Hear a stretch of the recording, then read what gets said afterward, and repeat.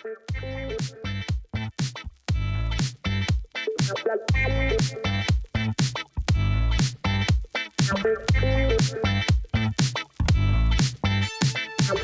and welcome to a brand new episode of Real Arsenal Talk with your hosts, as always and forever, Stevie and Larry. Stevie, how are you doing, my friend?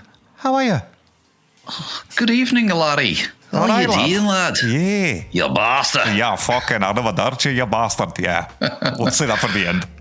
I'm alright. But fair, I was talking about time, and you're about your son, Big Tom. Big Tommy. Tom, yeah, Big Tom lad, yeah. And we were on about, obviously he's in Albania at the moment, and he'll be coming back to England, and he will be getting adjusted to the time zones and things like that, and obviously the weather, etc., etc. But what I've been noticing recently, and I don't know whether it's you felt it as well, but as time become long, maybe a few years ago, time felt so quick. You'd be like, 1 minute it'd be the beginning of January, the next minute it'd be like fucking December. But do you feel as though time has slowed down slightly or not? Now, the reason I'm asking that is because I've just been reading a lot of social media sort of posts about CERN and the Hadron Collider. I think we might have touched on this before. Stay away from that. Stay away from those things. But anyway, I'm just thinking, obviously, relinking that with, Big Tommy and obviously the wife and, coming back to the time. But just yourself, have you noticed any time kind of differences and perceptions of time, or is that for another rabbit hole? No, right. I think I get your point. I know what you're saying. I think it's more like like they said, time is relative. And I think if you've got things going on, like for me personally, obviously I've had a child in the last 8 months, 7 months, whatever it's been. And for me, time has felt a lot quicker. Do you know what I mean?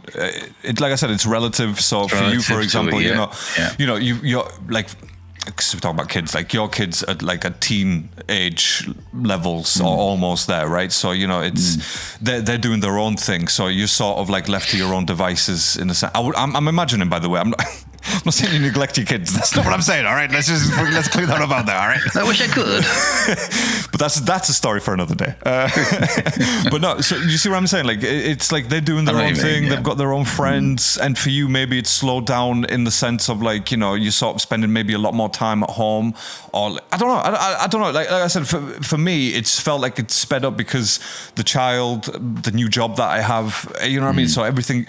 It's already been a month since I've started that job, by the way. So for me, time is just on absolute fucking maximum levels right now. So it's moving at maximum capacities. But yeah, I don't know. I think blows my theory out of the window. No, I think you're onto something though, because it's not the same for everyone. It's not the same for everyone at all. Like like I said, when I say relative, not in a sense of a scientific way, but relative to what you're doing in your life at that time. Maybe you're content right now, so time doesn't need to move fast for you right now. Maybe you're enjoying your sort of enjoying semi-retirement. No, you're savoring these moments. I don't know, like I said, it's not a scientific thing. It's more like just the way that the way that you live in your life at that moment in time, I guess. If that made any sense to anyone out there listening, please let us know. Or you're going to think we're on acid or something. Yeah, well, look, it's interesting that you said about the Hadron Collider, by the way. I'm not going to get into this, but just saying, I've read things about that as well, and the whole reason why it's shut down is because it's like fractured, or it introduced a new alternate timeline or whatever. But I don't know. I mean, I think ever since COVID, I felt like COVID, that was the start of another era. It shut down in 2018, just before COVID, didn't it, as well? That was the last time it shut down, and then reopened again, allegedly, in 2022. But look... No, again, we're not going to get into that rabbit hole for sure. Like, we're not going to do that. But things that we are going to get into, though. Nice segue. Okay. And I'll keep this clean, by the way. No, I was... World Cup's finished. So I feel like, probably have to talk a bit about that as well. And I don't mean analysing the matches at all, just praising our players against France and, shitting on the Argentinian players for the final, which was, horrendous. But yeah, look, since we started there, let's go there right now. Really, final World Cup final, Stevie. Before it, I want to forget. I was just about to say, like, before it, personally, I was like, I don't really care about this. After witnessing that tremendous, third, fourth place playoff sort of thing, I thought that was absolutely brilliant. So there's no way the final was going to ever top that or even match that. So we got what we all thought, really. I don't think we're the only ones, and I'm glad Spain won, by the way, just so we're clear. I don't know how you felt about it, but I'm glad that Spain won. So yeah, I think after getting knocked out by the fucking dirty cunts, I think all I was bothered about after watching the third place playoff, which was amazing, and I'm glad I stayed up to watch it. I wasn't going to, but after that epic game, all I was bothered about was the result on Sunday for Spain. I wanted a great game, but I wanted the only thing that mattered was to Spain to absolutely fucking piss on their fucking heads and see them cry at the end, which they did. And that's the only thing that mattered to me. And I don't know about yourself, because the game itself was, like I say, it was fucking awful. The only thing that mattered, like I say, was the result, and justice kind of was done, really. But yeah, I don't know. I will second that motion, my friend. That's exactly how I felt. Like, again, the game itself, it matched my expectations of it, so I wasn't disappointed. I knew what to expect. It was sort of more in the background. I was doing other things. And yeah, the ultimate goal for me was Spain winning that World Cup. As much as I don't really care for Spain as a team, whatever, but when you put them two together, Spain is infinitely better than Argentina in every single way. So yeah, I'm really glad, and I can't even say bittersweet because of Messi. It left a bad taste in my mouth. That's the only thing I came away from that. It's like I didn't even feel sorry for him. No, not at all. Not at all. I think I hated the whole team that much. Yeah, absolutely. And I think the lack of control that he had over I'm sorry, let me rephrase that. Not lack of control, because that's crazy. The lack of leadership that he showed when Argentina were absolutely losing their heads, it just proved that it's like, all right, dude, you're the same. You are the same person, but you just don't want to be seen. He's not even a captain, is he? Really, he's just because he's the most famous player. He's not the captain, is he? As such, so no. I mean, who would be? Really. Sorry, who would be the captain? By the way, like, I don't even care enough about the team to know who the players are. To be honest with you, apart from the obvious ones. But I didn't. Yeah, it left a bad taste in my mouth. It's not going to make me hate Messi or anything like that, or turn against him. No. Let's just be clear about it. But it's a bit of maybe not an asterisk, but it's like a bit of a question mark sort of thing. Like, oh yeah, but do you remember that final though? He was a bit of a dirty bastard. And look, it's no surprise, by the way. We all know Messi's got that sort of side to him, and he kind of showed it. So anyway. Yeah, but for me, I think the sort of close the end of the match sort of was more interesting than the whole game itself. I don't even know who scored. Who was it? Fucking what's his face from Barcelona? Ferran Torres. Yeah, fair enough. He came on, smacked in a goal. See you later, lads. And our boy Mikel Merino, he almost got a header in, which was he just couldn't. Should have. Yeah, he just couldn't get that angle right. Yeah, but rubbish. It was, it was 1-0. Did I say that in the group? I'm pretty sure I said something along the lines of it's just going to be a drab 1-0 after extra time. Anyway, I think I did. I'm going to check that, by the way. So. Will you also check? Do you know when we were discussing who was going to win? Because I think after the first few games, I'd said France. I think you can probably remember that. Yeah. Initially, I did mention Argentina and Spain. Hold on, because I've got some notes from last time. Hold on a second. Argentina controversy. Oh, look at that. Oh, would you look at that? I think, we did mention some. Yeah, we did, didn't we? It would have to go back to the first one we spoke about. Yeah, the World Cup. That's fine.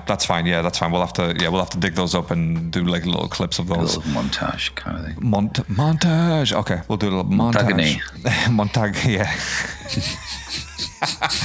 Montagna. No. Yeah. So the end of the match, the closing scenes before the trophy lift. Sorry, did you watch the trophy lift, by the way? No, same. I just turned it off after the images of Paredes absolutely fucking, what looked like assaulting a child, essentially.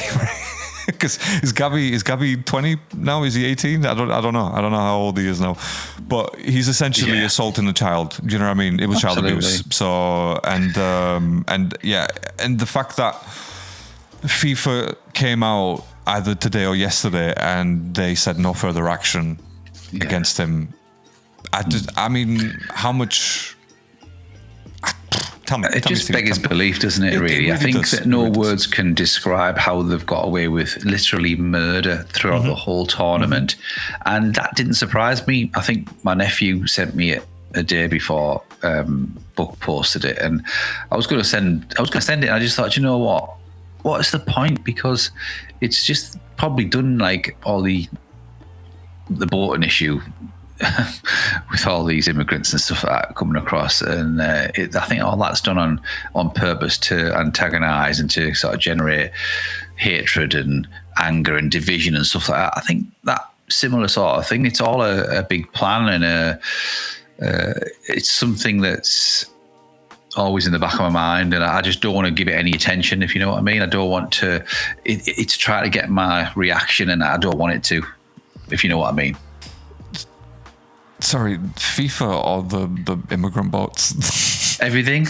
I think it's all connected. Okay. Seriously. Oh wow. Okay. What? Yeah, it's all a big plan. It's like like the octopus, really, isn't it? It's like it's like the tentacles are everywhere and into everything. Yeah. I look, like we always say here, we don't want to delve into like conspiracies politics and stuff. And politics. That's what it is. Yeah. Conspiracies equals politics. That's what it is.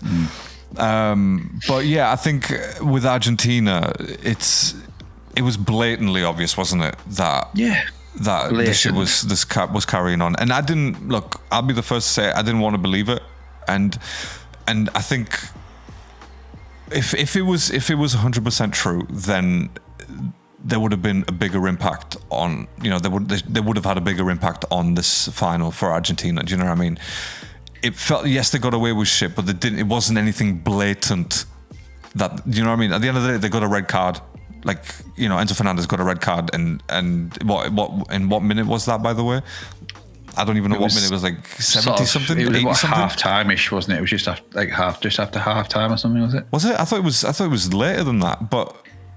I don't know. I'm sure it was, but anyway, like, so my point is, like, I don't know, like you, I don't know how much to believe in these sort of conspiracies, whether FIFA did this or they didn't, because there's arguments for and against and whatnot. But yes, Argentina in this World Cup, they have got away with a lot of shit, just from the first match with Messi getting the back of that guy's calf, like with his fucking studs. Nothing happened. No one ever looked at it. No one went back and looked at it. No one questioned it. It was just done. That's it. See you later. Messi did it, so it doesn't matter. Like, it didn't hurt, apparently. So yeah, I'm really glad that this crop, or the majority of this crop of Argentina players, are not going to be involved in the next tournament.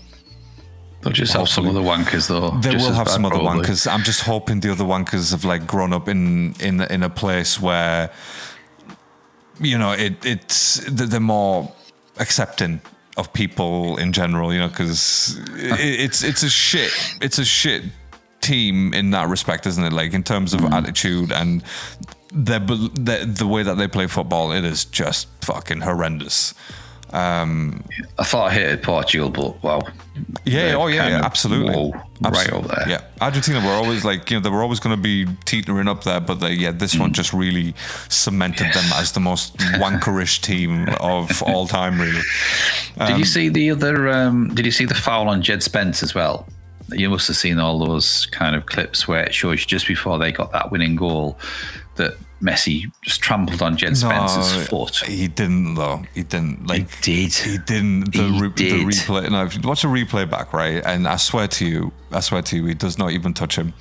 He doesn't touch him. I promise you, there was 1 or 2 angles that they ever showed, that ever leaked, and everything else. The still photo of it, right, where it looks like Messi's on the foot.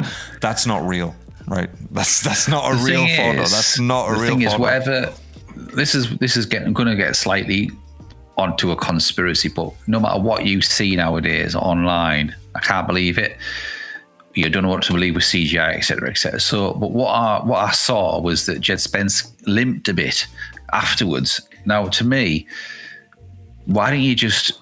And I'm blaming Jed Spence for costing England this place in the World Cup final, because anyone else, if that would have been any Argentina player that get a slight touch on the foot, that have gone down. He hobbled and limped, and then in that moment, Messi got past him and crossed the ball in. You know, I could blame Jed Spence. I could blame Pickford for the fucking shitness, for the cross and for not being tall enough, etc. But to me, I just felt as though he did catch him, whether it was minuscule or not. It looked like he caught him, and it looked like he was hurting a bit, and that's why he limped. But the CGI technology that they've got these days to make it look like it missed him, I don't know. It's AI, Grandpa. It's AI. AI, CGI, whatever. Okay, look, I know what you're saying, but as I watched the clip back, the only reason Jed Spence... AI. No, not on AI, no. But watch the clip back, and this is what they showed on the instant replay. He did limp though, didn't he? He limped, but when you watch it back, the reason he limped was because the foot that he saw, his trailing foot, he caught that wrong when he went in for the tackle. Messi, he actually pulls his foot before Jed Spence goes in. You can see it. I promise you can see it clearly. And the reason why he hobbled is because he actually catches. If you watch his back foot, like his left foot, he catches that wrong, like on the ground when he goes in for the tackle. That's why he's limping. Because I was like, oh shit, that's a foul. But then he showed the replay. I was like, oh, okay. Makes sense. Okay. No one touched him. I'll take your word for it. You don't have to. There's many clips out there. And, I'll tell you what, watch like 30 of them and then make your mind up after that. It's like, okay, well, 80% say this, so this is what I'm going to believe. Anyway, yes, Argentina cunts. That's what I've got written here. Moving on. Enzo Fernandez, red card. Couldn't have happened to a better player. Biggest cunt, wanker. Horrible. Yeah, couldn't have. Yeah, I love it. I love to see it. And so glad. And especially for that, when he scored against England. Yeah. That one. Yeah, I fucking hate that. Fuck. Anyways, it's just that was the silence was the hatred flowing through me, just trying to escape. But it's like, all right, just keep it down there. Yeah, so no, that was that whole final. I'm like we said, glad Spain took it in the end, and hopefully we're going to see Messi again. Do you think? Make a prediction right now. Will he be 43? He could potentially still do it, but who knows? Eh? Yeah. He potentially could, because he's that diminutive type player.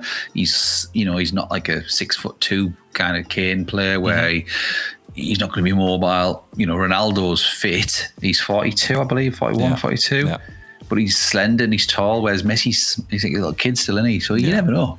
I don't think he'd be as good, but he's still nippy. Still pretty good. He'll break a record of like the oldest player to win a World Cup, right? So he'll definitely want to go and do that shit and then get the lifetime achievement or the Super Ballon d'Or, by the way.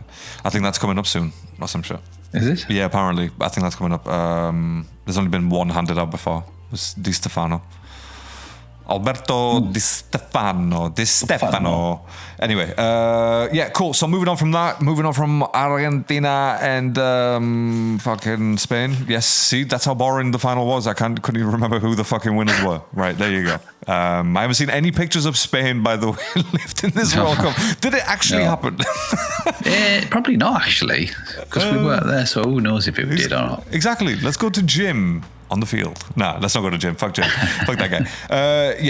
Congrats to them. So that's 2 stars that the motherfuckers are going to get. I'm waiting for the day. Where England. So when did they that. last win it? So they won the Euros in 2024. Yes, they won the Euros. So when did they win the World Cup before that? 2010. 2010. Yeah, 2010. Right. Who won the Euros? I think the team now is not as good. No, I don't think they're as good as that team because, you know, they have Iniesta, Xavi, Casillas, Ramos, Sergio Ramos, all that stuff. But yeah, no. So I don't think it was that good. But yeah, so 2010. So who won in 2008 the Euros? Was it Spain? Ooh. Was it Spain 08? World Cup Spain in 2010, and then Euros Spain 2012. Is that right? Am I right in believing that? Oh God, I don't know. Hold on, let me just. Knowledge. Sorry, yeah, knowledge is power. Knowledge is power. Hold on a second. Who the fuck won it between Germany and Spain? Right? Spain won, yeah. Oh wait. Oh shit. So they won the Euros, World Cup, and then the Euros again. Did they?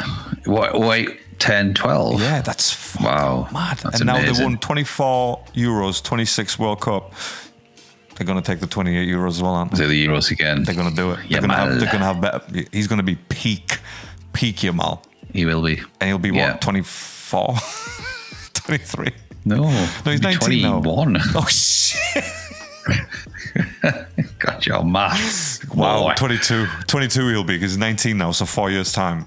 Next World Cup. No, I'm talking Euro. Sorry, yeah. Euros 21. I skipped ahead. So Put your cigarette out. So wait. At the next World Cup, he's going to be 23? 3. Yeah.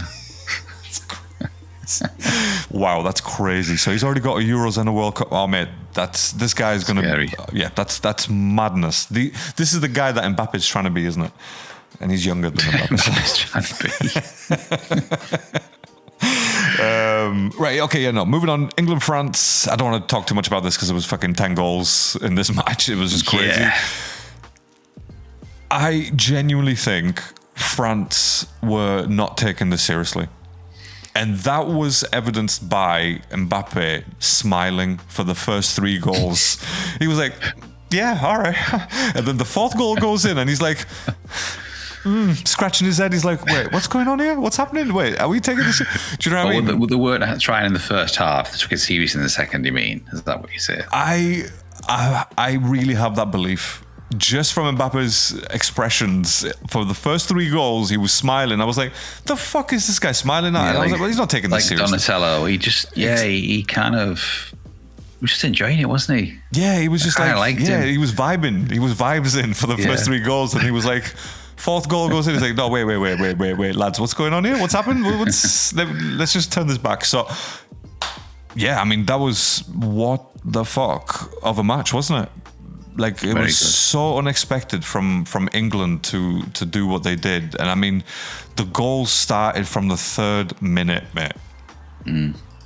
3rd minute goal, and literally it just went on. It just carried on till the end of the match. It was literally. I've always likened England and Arsenal. I've said this numerous times. It's so similar. Mm-hmm. When the shackles are off, when there's nothing to play for. Same with Arsenal. Beginning of the season up till Christmas time. Fantastic. Play the best football you can dream of, like Haaland, Globetrotters kind of thing. And England are the same. When there's nothing to play for, they're brilliant. Arsenal are the same. Put them in like a competition where they can win it or they can lose it. They're shit. They just don't help the freeze. And it's England exactly the same. It was a great watch, and I'm glad Saka got 3. He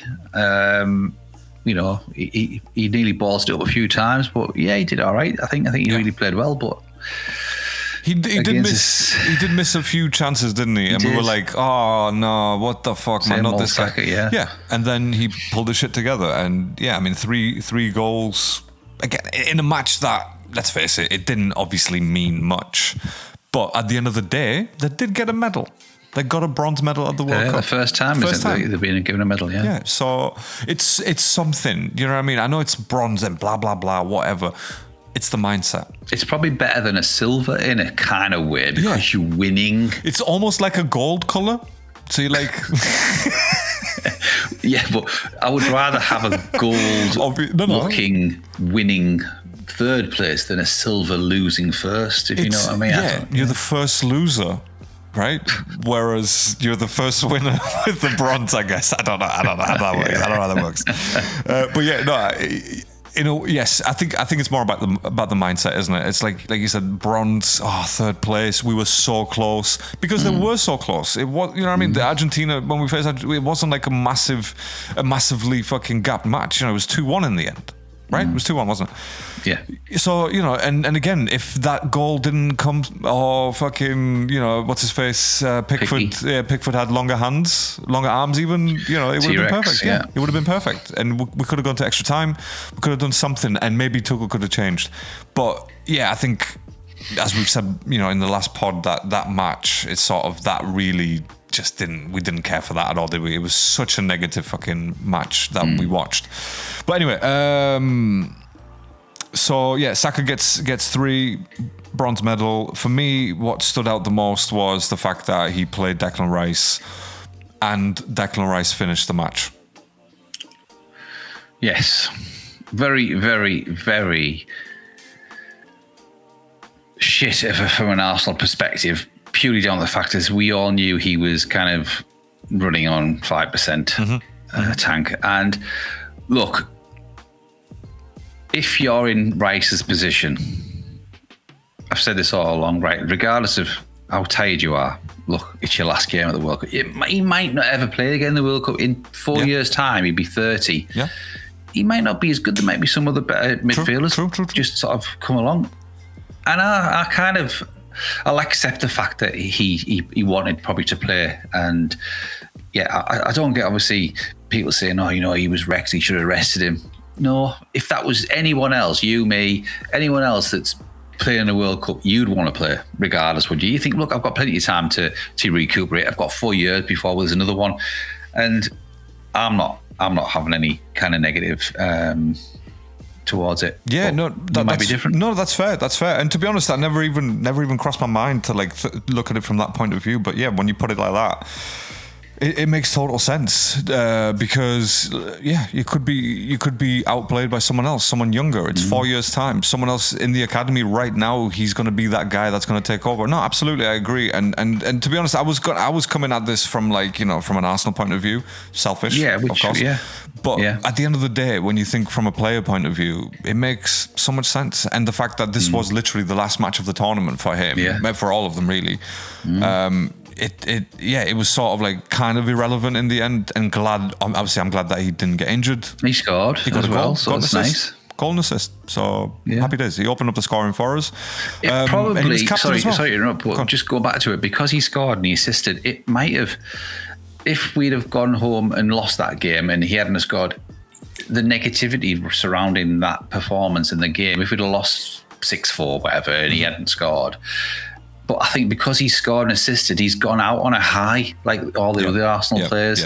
So I'm kind of excited for that, if you know what I mean. It's probably revitalised him slightly to go into the next season. Who knows? But that's how I see it. No, like I said, you make absolute sense, and that is definitely a point of view that I never considered. And I have switched over now. It's like, well done, Rice. Fucking glad, mate. I'm glad that you played that fucking match. But no, at the end of the day, even from an Arsenal point of view, he got a goal and assist, and that adds to his, you know. So again, really, from our, you know, from the Gunners' point of view, it's like, it doesn't matter because he didn't get injured. Goal, assist, done. Laughing.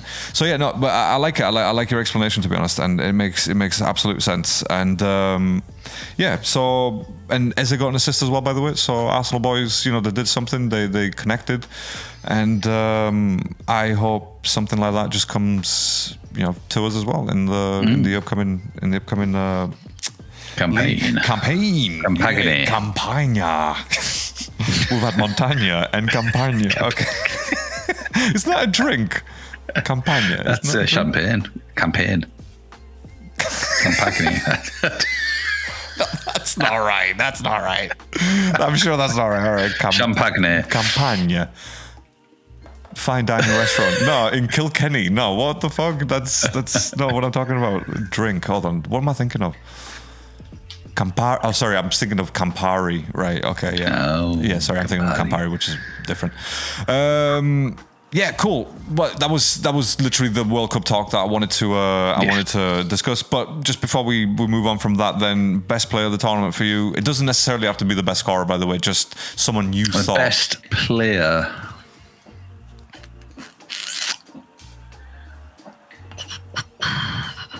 From the games that you've seen, by the way. Like, I don't go back. Yeah, I'm just trying. Well, the teams that I've seen, obviously, and the teams that get to the final.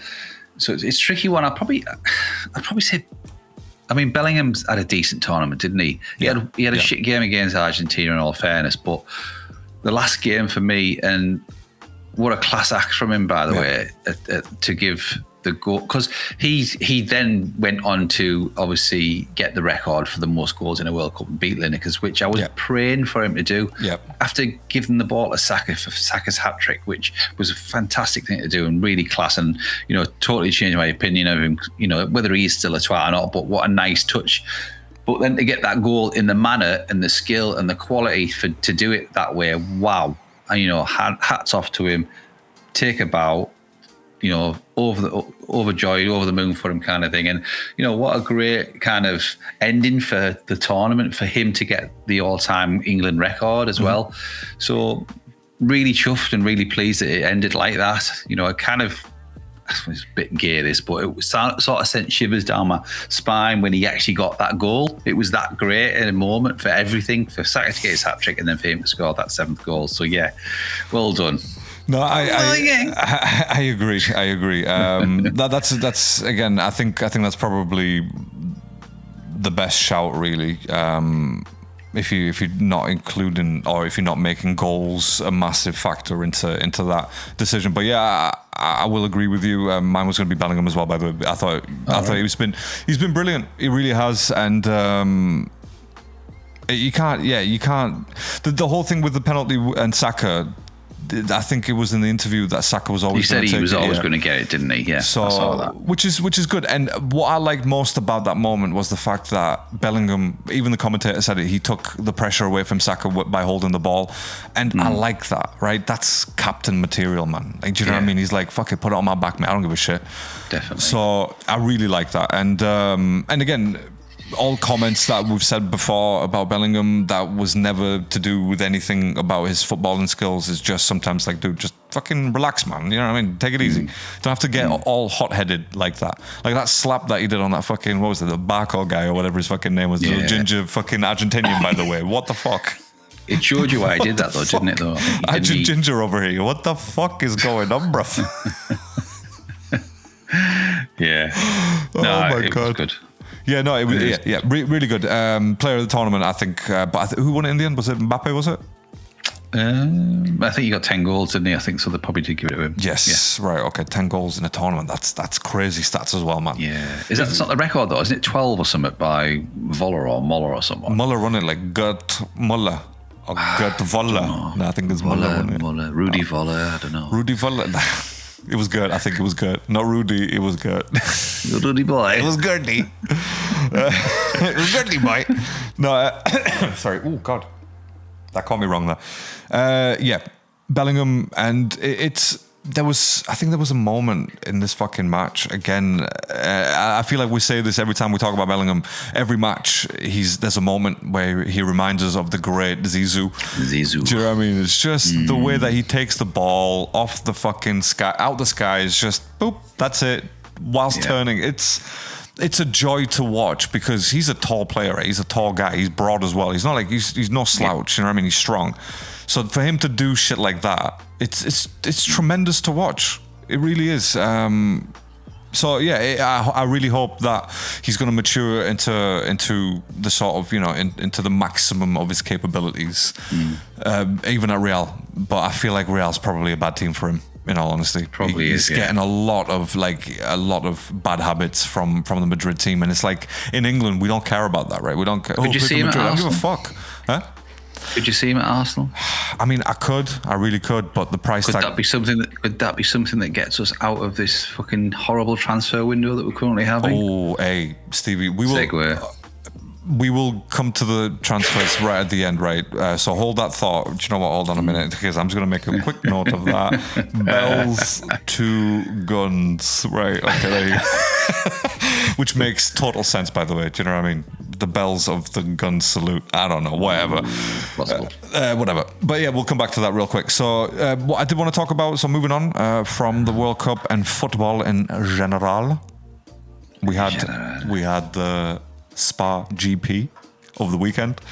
And just judging by the smile on your face, by the way, I'm guessing you enjoyed it, because I enjoyed it. I thought it was really good. It was okay. Nice. Do you know what? It was nice, man.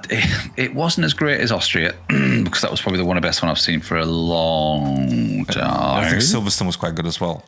Silverstone, yes. Silverstone was really good Austria, as well. Silverstone, yeah. But I think, obviously, with Spa, for me, I think because the laps were probably a bit on the long side, it's the longest circuit, isn't it, on the tour, but it was okay. I mean, I watched obviously the qualifying and everything on the Saturday and stuff like that, and I thought it was okay. There wasn't as much overtaking towards the end that I would have wanted. You know, early on up to halfway, it was kind of good. It was interesting. Obviously, George fucks up, and it could have been Leclerc's kind of double win in a row. But we all know Antonelli they've just got the best car at the moment, and you always knew he was going to catch him. Yeah. I'm glad that you actually landed straight on Antonelli, by the way, because that guy has just extended his lead from his teammate to 50 points. 50. So that's 2 whole race wins George has to make up without Antonelli scoring a single point. So I don't think those chances are good. I don't think those odds are very good. And look, I don't know, man, because with, you remember the Rosberg Hamilton rivalry and stuff like that, and Toto has come out and said many times before that he doesn't really want that anymore, right?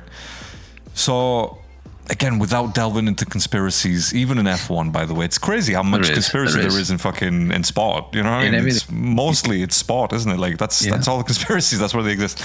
So he said he doesn't want that from teammates anymore, and the only way to really do that is, you can't really tell a driver, or slow down. They've tried that before with Vettel, for example. Not Mercedes, but like teams have tried that before with Vettel, for example. He's not going to listen. Michael's done that before.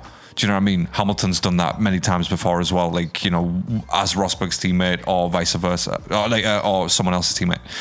So the only way to do that is to limit one of the cars in a certain way, right?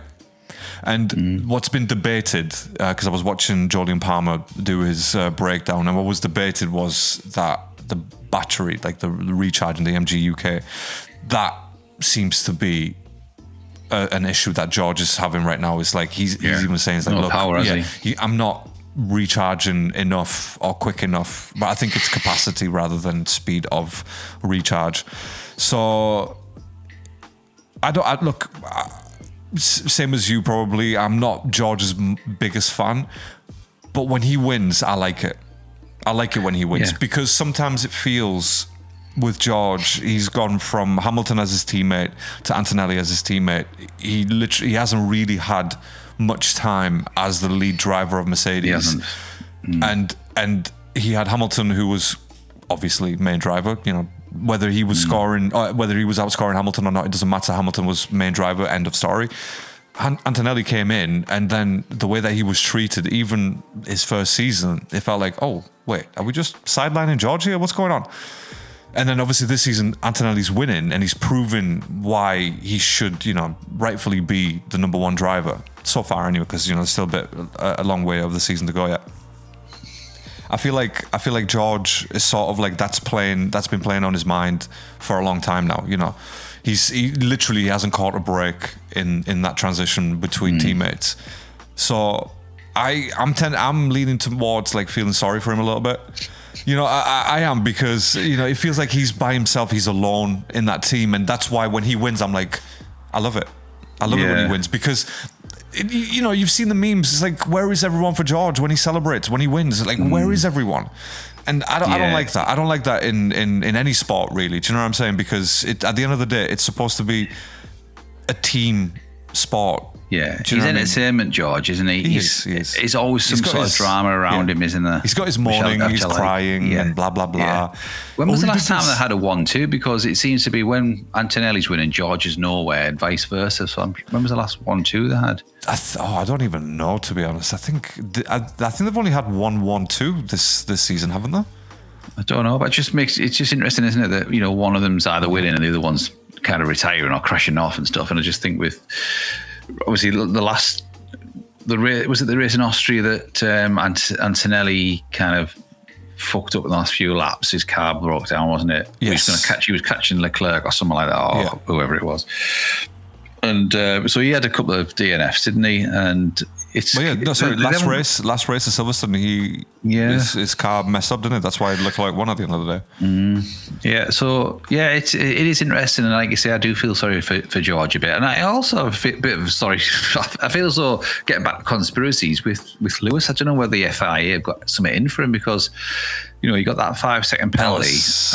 That was terrible. And then Charles got away with it, and you're thinking, well, kind of similar, and then they try and justify it, and there's no kind of reason for them not giving it or giving it to Lewis and not giving it to Charles. So, in the last race as well, I just think, have they got it in for him? Who knows? Who knows? It's, I mean, considering that was a first lap incident, by the way. It's a racing incident, wasn't it, really? Yeah, I didn't like what they did there, to be honest. And last 1-2 that Mercedes had was China. Which was the second race of the season. And I don't know, something maybe changed there. Maybe the updates that they've had on the cars, like I said, battery. I don't know, man. I don't want to, again, until something is said, you can't really know for sure what's been going on, Maybe it is just all in George's head. I don't know. But yeah, there was a couple of moments that Jolyon Palmer was breaking down in a couple of laps between Antonelli and Russell. And he was saying that you can visibly see the throttle, the recharge not clicking on as, you know what I mean? Or he doesn't have enough speed here in comparison to Antonelli. So look, whatever, it is what it is. But yeah, that's the way I'm sort of leaning when it comes to George, unfortunately. I'm doing a lot of backtracking, by the way. George, Bellingham, fucking hell, all these motherfuckers. Yeah. Jesus Christ. You hated these guys. I hated these guys. I really did. But again, that's maturity clicking in. It's like, wait a minute, why do you hate these guys? Blah, blah, blah. Oh, that's not a valid reason. So, made up reasons. No, that's not valid. That's not a good reason to hate on someone.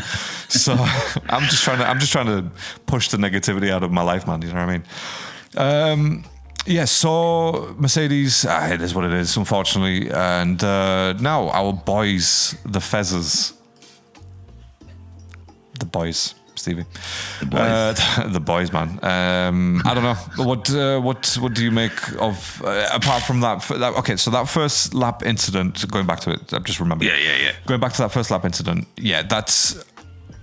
I think everyone was surprised by the decision to give him the 5-second penalty because again, you look at the replays and again look at the breakdowns, like the analysis of the onboards. There's not much Lewis could have done. He hit the apex. Well, he was in front of him anyway as well, wasn't he? Exactly. I mean, look. He gave him enough space, right? Yeah. And then when he made the turn, he hit the apex, so he physically could not go any further onto the right. But because he hit the apex, he had a bit of a washout. Do you know what I mean? But that again, you can see steering wheel still going right, so that washout obviously clipped George. But at the end of the day, George is a driver as well. It's like, dude, you just don't get that close to him. If you see him hit the apex, why are you squeezing him out? Where are you trying to squeeze him to? He's always obviously going to come back onto the left because that's how the fucking chicane works. So yeah, I think that was bullshit, to be honest. And I feel like Hamilton would have probably been a little better. He would have, where did he finish in the end, by the way? He finished fourth, but did he lose fourth to Piastri because he was 3 seconds behind? He kind of gave up at the end, didn't he? He could have extended that lead to the 5 seconds because he got penalised, didn't he? But I know they had an issue with the downforce in there when he came and he sort of knocked his driver over. His mechanic, he really nearly ran him over, didn't he? That was not funny for the... Well, No. It wasn't, was it? Like, yeah, I watched it and I winced. I was like, ooh, that's. Well, I didn't see it at first until they showed the replay. I was like, what the fuck? Yeah, that was terrible. I mean, to be honest, right? Again, when you watch it carefully, you can see the guy like fiddling around with his fucking gauge, and you think, right, shouldn't you have this ready before he fucking comes in? Because you know his wing needs adjusting, so it's not a surprise. Like, oh my god, you have to do the wing now. No, and he had like 2 seconds to do it, didn't he? Because roughly that's what time it takes to change the tires, and he couldn't work on the car till he had them 5-second penalty. That's fine. So, that's fine. But again, you're just making my point. They shouldn't have released him. He had a 5 second. He had 5 seconds before the next 2 seconds of the pit stop. So that's. At the very least, 7 seconds he had to fiddle around with his gauge and fucking get it done. But what I'm saying is, before he even goes out there, wouldn't you fucking do the presets already? Like, you know, what, did it run out of battery or some shit? Do you know what I mean? Did you forget the charger or something? You know, so that's what I'm saying. So he's fiddling around with it in his hand, and it's like, well, okay, that's fine. You have to wait, but that gives you enough time to anyway. So yeah, that probably wasn't fun for him. Apparently, it was all right though, like no real injuries. There's no damage, but he had to deal with oversteer, didn't he, or understeer, which way one it was, and he had to obviously fight with the car going around corners. So he was losing time. He wasn't exiting gear, and he was just kind of stabilising it.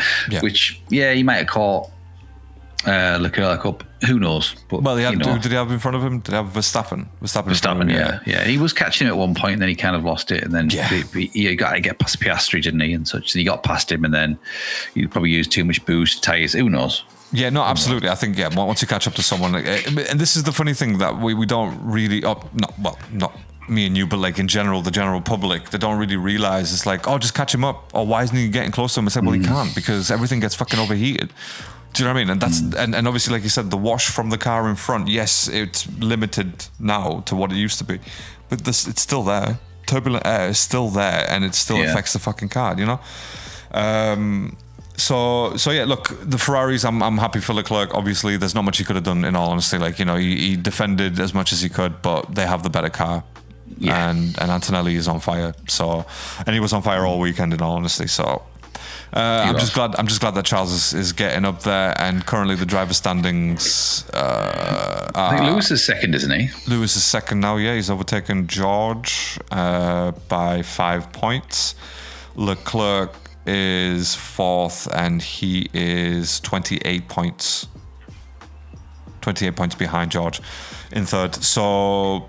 Yeah, it's still a lot to play for. I think so, yeah. And Antonelli, like I said, he's 50 away from George, and how far is he away from fucking 40 something, whatever it is? 46. Yeah, from Lewis. So again, you know, how many races left? About 10 or something, like 8, 10? Yeah, we've had. I think this was round 10, wasn't it? So 12 more races. I think. Yeah. I think it's 12 more. There's supposed to be 24 altogether, but obviously 2 have been cancelled. And I think there's maybe potentially another 1 or 2 to be cancelled as well, right? Or the next one, I think there's one in Qatar. Do we have one in Qatar? I don't know. The end of the there's one this weekend, isn't there? Was it at... it's Hungary, isn't it? Yeah. Hungarian. Yeah.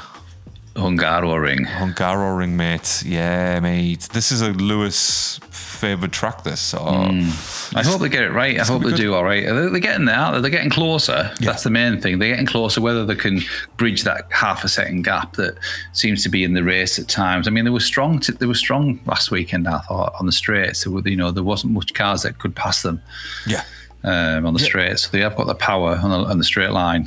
They do, and it proved that in like the middle sector of Spa at one point. I think during qualifying, even in practice as well, they had the sort of the fastest sectors because of it's like, you know, turns and whatnot. But I think McLaren did something to Lando's car. Yeah, they were quite competitive, weren't they? Yeah, because Lando was kind of nearly pole, but then he had a 10 place grid penalty because of the upgrades and stuff. So he was 13th in the end, but he did get himself up there, didn't he? I think he finished 5th or 6th or something.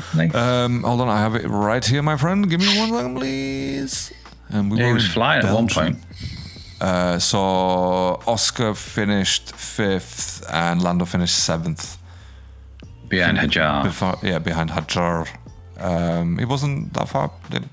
7/10 away from Hajar. But so he made up a few points, got a decent scoring for McLaren, but again, they haven't been anywhere close to what they were last season. So, you know, it's unrealistic to expect that from them now. But yeah, obviously, the rest of the grid. Anyone that stood out to you, Stevie? I mean, Pierre Gasly, by the way, he's really impressing me. But so is.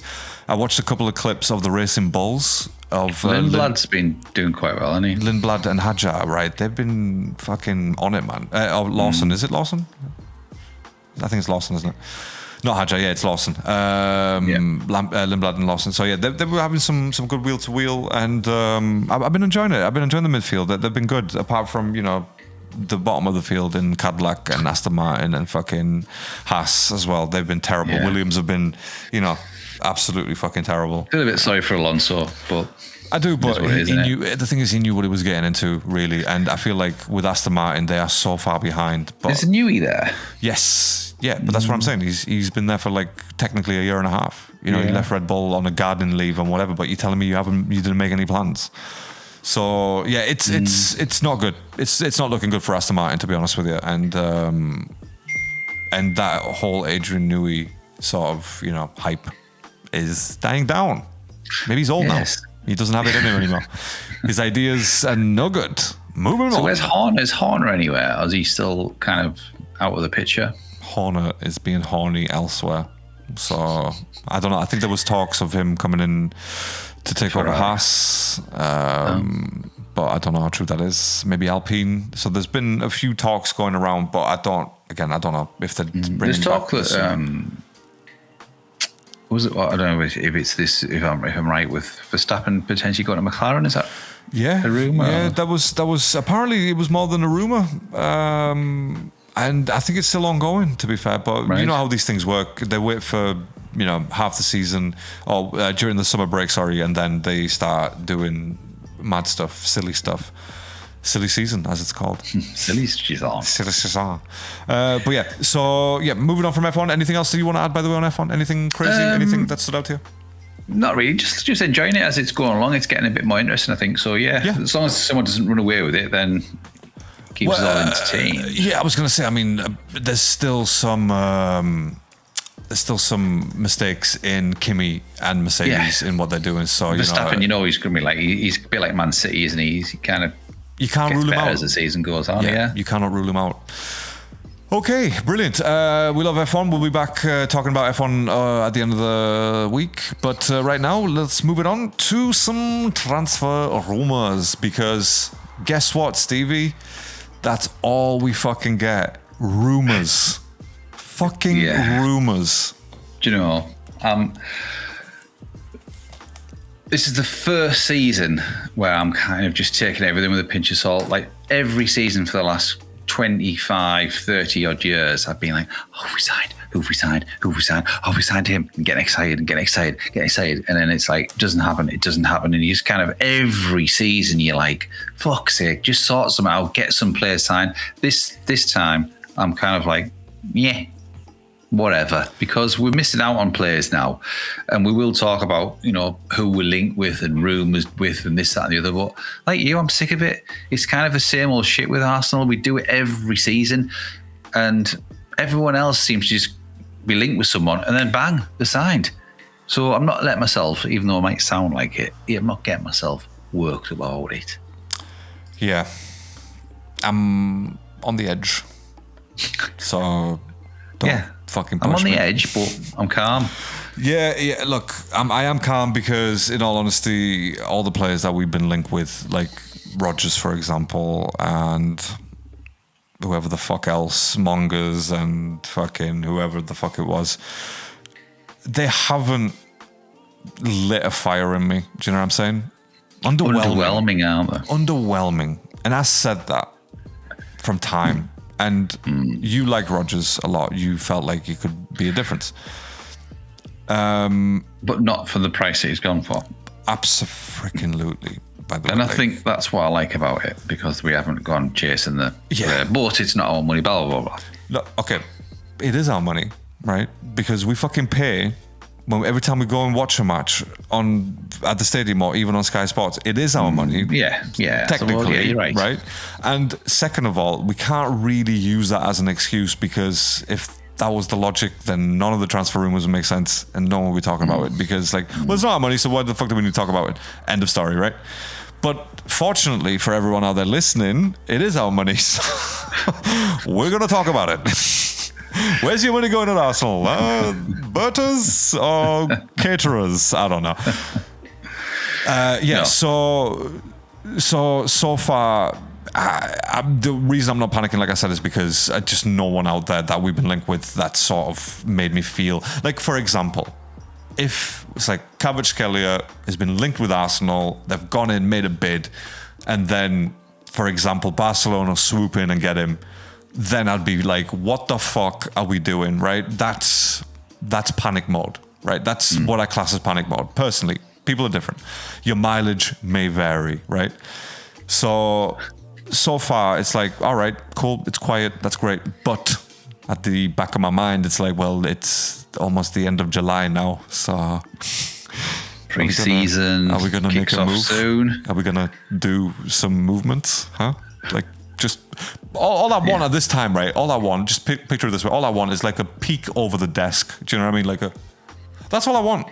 Like, whatever the equivalent of that is, right, in real life. That's all I want. Just to, what's going on out there? Because right now it feels like Berta or the people in charge of buying have just buried their heads behind the desk. They're just on holiday, aren't they? They're doing stats, mate. They're still doing fucking stats. You see pictures of Berta, don't you? Like, looking like in a suit, like he's out, on the phone to every Tom, Dick and Harry agent. He's not. He's probably on holiday in fucking Vegas or something, or Thailand, or wherever he's up to. Yeah, he goes sunbathing in a suit. He goes sunbathing in a suit, mate. That's what the fuck he does. Do you know what I mean? You just don't know what the fuck this guy does. He's like, honestly, if I have to put money on who Bruce Wayne / Batman is, it'd probably be that guy.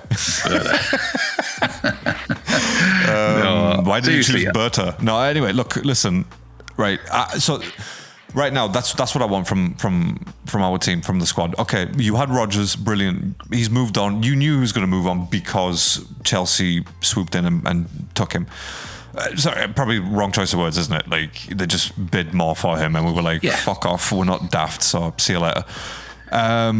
But right now, it's like, well, where's the replacement for that signing? Like, you know what I mean? Where's the replacement target now? Like, who are we physically looking at? Because I'm not really sure at this point in time. In all honesty, I'm not really sure. Apart from Rodgers, I'm not really sure who else there is that we're talking about buying. I don't know. Yeah, I know. I mean, we look at rumours, don't we? And that is literally all we haven't had Berta come out. We haven't had Arteta come out, or Kroenke, or whoever. I know that doesn't happen. I know it doesn't happen like that, where they come and say, yes, we're looking at this player, this player, this player. So we don't know how true those rumours are. We've always said that Rodgers and Alvarez were Arsenal's main choice in the transfer market. But who said that? No one's actually come out. It's not been from the horse's mouth. It's been from respectable, reliable sources. I understand that, but it's still not 100% certain that that's what the case is. Yes, okay, we said we were going to pay 80 million, and Chelsea have came in and said, right, 117, they go back to Arsenal. Are you going to match it? We're going to walk away. We don't know that. That is kind of all, again, it's just what a rumour started by someone who allegedly has insider knowledge. So, we've been linked with Alvarez, and he wants Barcelona, like everyone's saying. We're being linked with Zolis, and they reckon that deal's been done. But there's not been an official signing, though, has there? There hasn't been an unveiling. I've not seen it on Sky Sport. I don't think there will be an unveiling now, will there? I think that'll be a bit later on. Normally, there's a picture of him signing up with the shirt. Yeah, with the shirt. Yeah, and we've not had that. And it hasn't been kind of confirmed anywhere that we've actually signed him, apart from, a deal's been agreed and personal terms have been agreed for 34 million, et cetera, et cetera. Yeah. But anyway, that's by the by. So I think I mentioned once on the pod last season that, we bought Kepa the Kipper. Mm-hmm. And we started off with fucking shit, and we bought someone for 30 million, and then 40 million, then 60 million, then Gyökeres, and then the icing on the cake was kind of Eze. You want the gradual reveals. That's how I think they're doing it again this year, and I think it'll be Guimaraes probably next, or someone like that. I mean, there's talk of Guimaraes, isn't there? That's all over the papers, and every Sky Sports interview, it's like, they'll have to give Marias. But there's other players out there. There's that Kone. I don't know how Arsenal work it. They might just give these names out just to throw you off the scent, and then they're going to go and sign someone else. Yeah. Like Rodgers, for example, maybe they threw that out there. Maybe they didn't actually want him. They just wanted Chelsea to overpay for a shit player. I don't know. You don't know. You really don't know, do you?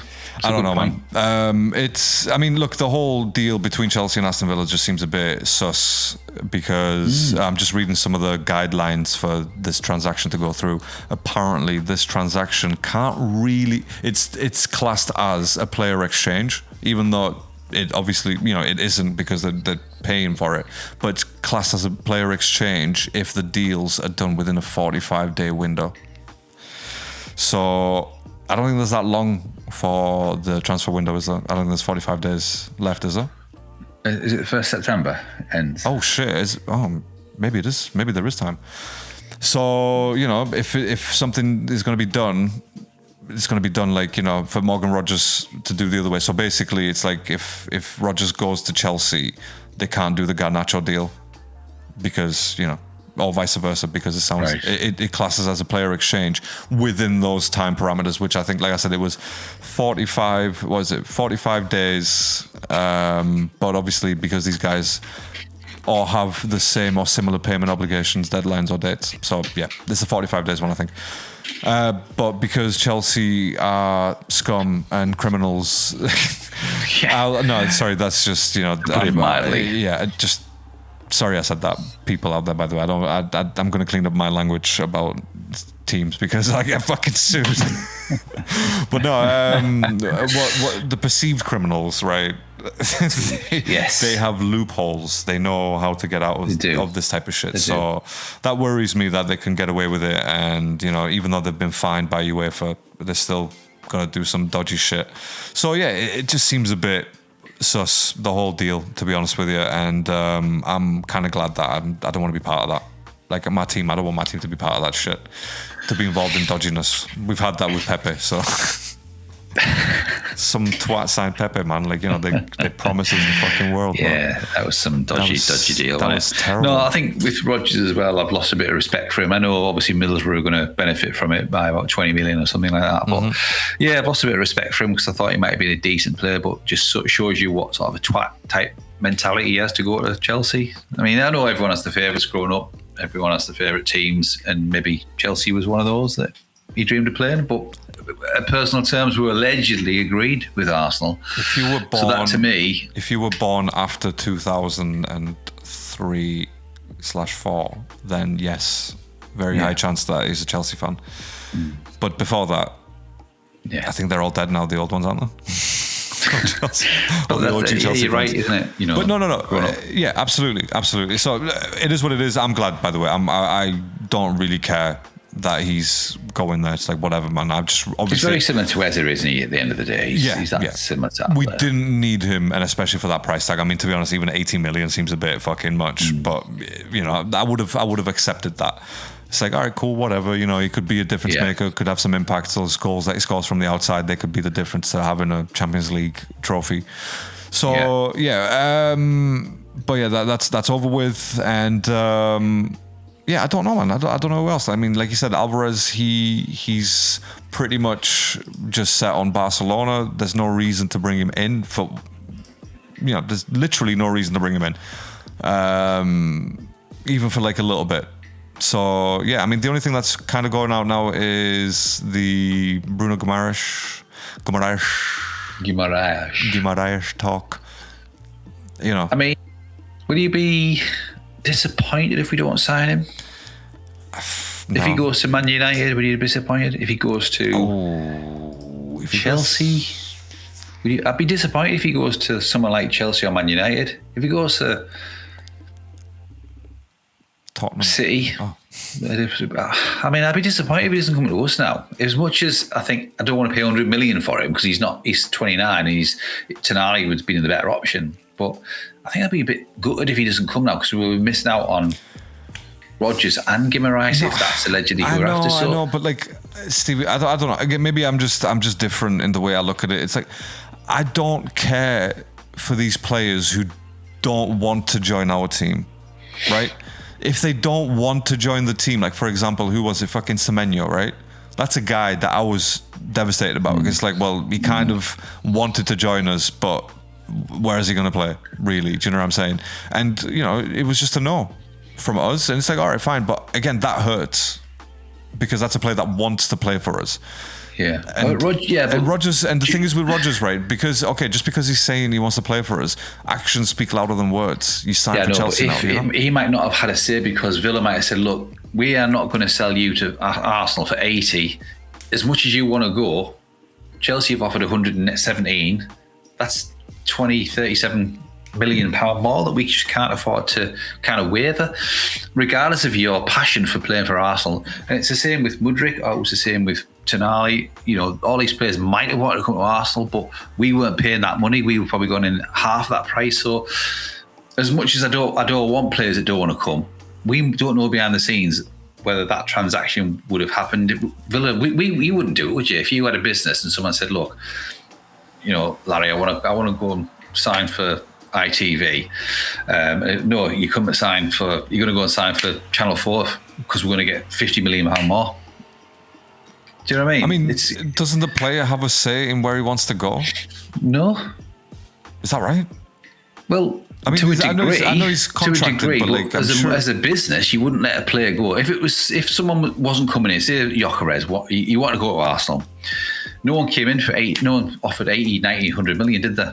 But I bet if they did, he wouldn't come to Arsenal, regardless of how much. And that's my take on it. I might be completely wrong, but for that much difference, if it was 5 million, then yes. Sorry, Pogba. Hold on. No, fuck Pogba, bro. He's old news. Right. So a player is never legally forced to sign for another club. Even if the two clubs agree on a transfer fee and give the player permission to negotiate, the deal will completely collapse if the player declines to agree personal terms or simply refuses to sign a new contract. So, I look, it's pointless. It doesn't matter, right? I'm just saying, it's like you said, we don't know the conversations that are going on in the background. Maybe he wants to leave Aston Villa because he maybe sees Chelsea being being something in the next few years quicker than Aston Villa because of the cash flow. Fine. But if he had a choice and he chose Chelsea at the end of the day, because obviously we didn't want to go in. I mean, he could have just said no, right? He could have just said, "No, I don't want to join Chelsea. I want to play for Arsenal, for example. I don't want to join Chelsea." And at some point, Villa would have been like, "Well, obviously we can't sell him for 117 million, but the closest we can get is to 92 because Arsenal went up." Right? Do you see what I'm saying? So I'm sure there is space to negotiate between player and club, but what I'm seeing is he agreed to join Chelsea. He went out on camera and said, "Fucking Chelsea's the best club." I know he was forced to, probably at gunpoint by some of the Americans. And so, I just, for me, that counts as a player that doesn't want to be at Arsenal. He was looking for that quick jump in wages, which, at the end of the day, I watch football. I don't want to watch someone's bank account get richer. Do you know what I'm saying? I'm trying to see the football side of it. But yeah, absolutely. Look, we're not privy to any of these conversations. And as we say always on this podcast, that these are all speculations, rumors. This is literally why we discuss them. And I know in the group as well, it's like, I'll reserve my judgments, but it's like, you can't, because this is what we do. We're discussing it right now. Otherwise, like I said at the top of the show, it's like, all right, nothing's going on. See you later, mate. Done. End of podcast. I never touched you, you bastard. So, unfortunately, we are fans at the end of the day, and we love our club and we love to discuss it. Okay, Stevie.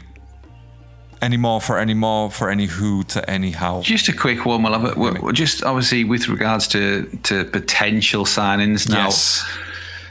Kvaratskhelia. Sorry. So Kvaratskhelia is one. Mbappe would be a dream. Vinicius would be a dream. Dembele would be a dream. Injury record, I'll be honest, I don't like that. I don't like that. And especially in the Premier League, mate, he couldn't anyway. His knees are going. Yeah, he couldn't anyway because he plays on the right, doesn't he? And he's not going to displace Saka over there. But really now it's who else is there? Who else is going to ignite our passion and excite us? There isn't anyone other than Vinicius or Mbappe or Kvaratskhelia. No one else. We're the Premier League champions, right? But we're going about it as though we finished fucking 6th or 8th or something. We've got Tottenham splashing their cash. they're spending fortunes. Chelsea is splashing their cash. They're not even in Europe. Let them be loud, Stevie. Let them be loud. I like your theory of, let's see what happens at the end of the transfer, because it could be gradual reveals, could be gradual purchases. Maybe there's players that have been bought but we don't even fucking know about. Like, genuinely, we're not privy to any of these conversations right now. Berta, Arteta, and fucking Luis Enrique and the equivalent of Berta over there, they're having a conversation about Kvaratskhelia. We don't know that. Do you know what I'm saying? I know you're dreaming of it right now. I know that, but just come back to reality. On the yacht somewhere. But no, what about Diamande? Unless he's on my neck, bruv. Don't want him. Yo, pity. No, do you know? I think he's a decent. I think he looks kind of an exciting. Adama Traore type of player where he's kind of electric, really, and he's right what we need on the left wing, and he could be somewhere that everyone knows. But I don't really rate Barcola, and he can go to Liverpool. Really. For me, I'm not impressed. He's all right. I'd rather have Dua, to be honest. I would, I'd rather have Dua. No, I just think that someone like Diamande, he's kind of he's an unknown quantity, really. He's one of those players that no one knows anything about, apart from the bit in the World Cup, and he looked to me electric. Yeah. But maybe the end product, I don't know. But someone like that could be a decent signing. I don't know. And this is what we're saying. We're not sure what conversations are happening as we speak, or have already happened earlier today, for example, until it's on the screen. But when it's on the screen, that doesn't mean, when they're signed, it doesn't mean that it just happened that second. That shit's already been fucking settled weeks ago. So I've still got a bit of hope, to be honest. And the main and key thing is that we haven't been turned down by players. As much as Chelsea Chelsea fans want to throw that out there, say, "Who fucking rejected the champions?" He didn't. We rejected him because we don't believe his price tag is anywhere close to what he needs to be. But enjoy the 7-year contract and paying him. You kind of, I know you shouldn't, but you kind of hope he fails and has a really, really poor season. Not kind of. I will have an altar dedicated to that shit. No, I'm just kidding. No, obviously you don't want to see any player fail, but because obviously if he succeeds, that means Chelsea may succeed. But he could be the standout player in a very shit team. And that I'm happy with. I can live with that, right? That's like, cool, man. You proved yourself that you're good, but you could have waited. You could have fought harder. I don't know. But yeah, look, I've heard podcasts in the last few days. I've heard professional journalists who do this literally for a living, and they've literally said, I have no idea what is going on and who we're looking at the moment. They have blatantly said out that. James McNicholas from The Athletic, he has said this, and he was like, don't know, mate. In plain words, it's like, I have no idea who the fuck we're looking at. And I can believe it, because, we're not seeing much of anything. Rashford, that's a good buy. I would like that. Tollis and Rashford, I like that. I think Martinelli needs to start being repurposed for a striker, man. I really think, and I think if that happens, that frees up a lot of sort of space, and then Havertz could be that multifaceted player, with Martinelli being the backup, blah blah blah.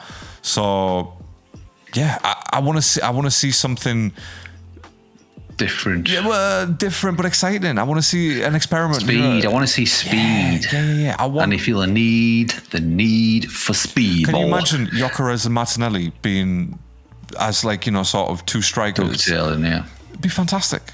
You've got with the Rashford threat on the wing. Yeah. Saka on the other side. Fucking what the fuck? Eze behind Rice. Yeah. Oh, dude, come on, man. You're getting me excited. Rashford is a very good one, and I've said this for a long time. Even before he went to Barcelona, I think we talked about this. Did we? Did we have the podcast then? Yeah. I can't remember. I can't remember when we started this podcast. By the way, when did we start this? 2025. 1921. Oh, 2024. I can't remember. 24. Christmas-ish 24, wasn't it? Something like that. Was it? I can't remember. I'll have to look at the first episode. But yes, so that's hopefully something happens. It's just the time. The clock's ticking, and that's like you said on the like you used the meme on the group TikTok. That's all that's where the panic starts setting. And like I said, just a little bit of a what's going on? Yeah. a bit of meerkatting. You know what I'm saying? A bit of meerkatting. What the fuck's happening over there?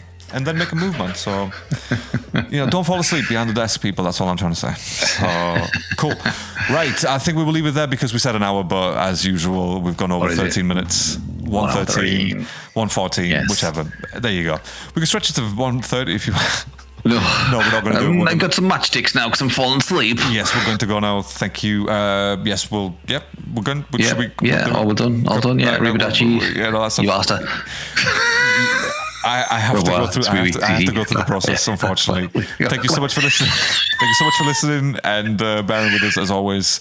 Leave a like, comment, subscribe, all that kind of nice stuff, and we will catch you on the next one. Till then, stay safe, stay alert. Stevie, send us the fuck out.